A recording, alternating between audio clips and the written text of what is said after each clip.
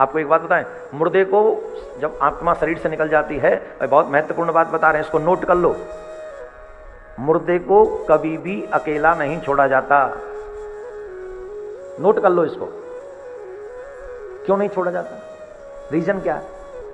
जब कोई भी आत्मा इस शरीर को छोड़कर जाती है तो मुर्दे को एक क्षण के लिए भी कभी अकेला नहीं छोड़ा जाता, अपितु उसके आसपास कुछ न कुछ लोग रहते ही रहते हैं। उसके पीछे कई रीजन हैं, उनमें से एक दो रीजन मैं आपको बताता हूं। पहला रीजन तो यह है कि जब वो शरीर छोड़ के आत्मा जाती है तो नेगेटिव आत्माएं भी आसपास में संसार में बहुत भटकती रहती हैं।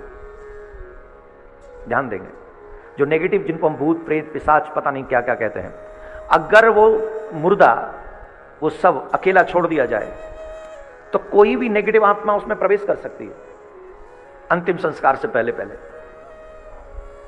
इसलिए कोई भी नेगेटिव आत्मा उसमें प्रवेश न करे, इसके लिए उसमें उस सबके पास, उस मुर्दे के पास कोई न कोई होना चाहिए।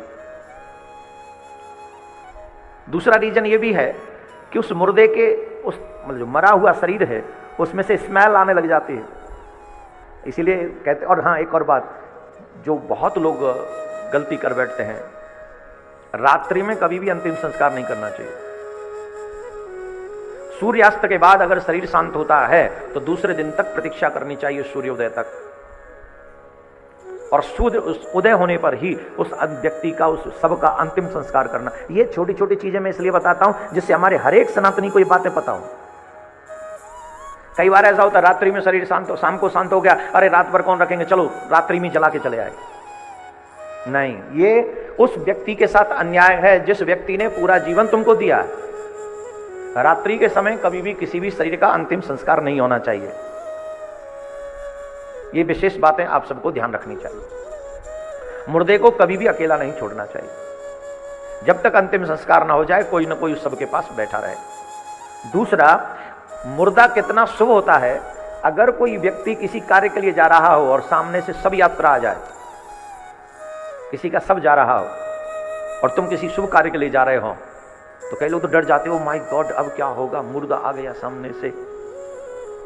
ऐसा नहीं, किसी भी शुभ कार्य के लिए अगर आप जा रहे हो और सामने से मुर्दा आ गया तो डेफिनेट ये समझ लेना कि तुम उस कार्य में सफल हो गए।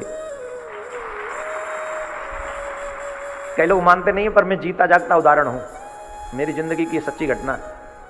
जिस दिन मैं पहली बार श्रीमद् भागवत कथा करने जा रहा था वृंदावन से, विद्यापीठ चौराया, जानते हैं आप, सब जानते होंगे, तो मैं वहां खड़े होकर बस का इंतजार कर रहा था, दिल्ली जाने वाली बस का। तो मुझे दिल्ली जाना था, बस की प्रतीक्षा कर रहा था। तो उसी समय एक महानुभाव, उनको भी मैं जानता ही था, जिनका सब मेरे सामने से निकला। जीवन की पहली कथा करने जा रहा था और मेरे आगे से वो सब यात्रा निकली।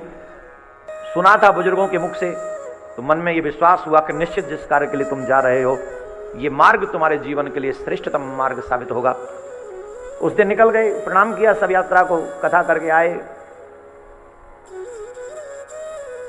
वो पहली कथा थी और आज तक कथा चल रही।